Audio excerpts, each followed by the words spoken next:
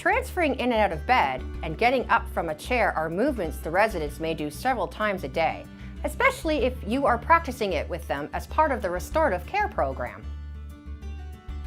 If done incorrectly, these movements can put a lot of compression on the spine and can increase the risk of breaking the bones of the back. When residents have a curved spine, it may be a sign of osteoporosis, and they may be a risk for spine fractures. Spine-sparing strategies are ways to move that help decrease the stress through the spine and prevent fractures. The first spine-sparing strategy is a hip hinge. A hip hinge is where you bend at the hips rather than the back. You do a hip hinge by keeping your back as straight as possible, sticking your bottom out and bending at your hips and knees.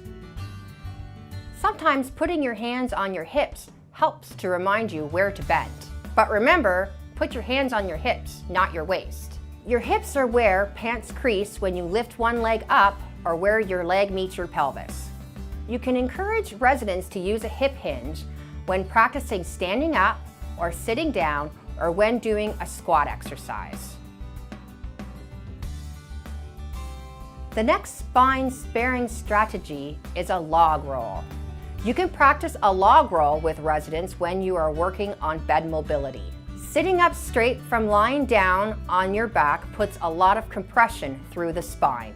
Instead, encourage residents to roll onto their side like a log, keeping their spine as straight and stretched out as possible. Then have them push through their arms to come into sitting.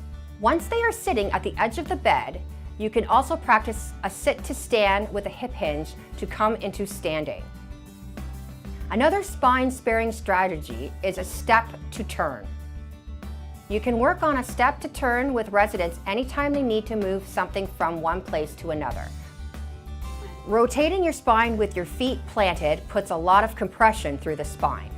Having the residents step their feet to turn and keep the spine from rotating is better for their spine.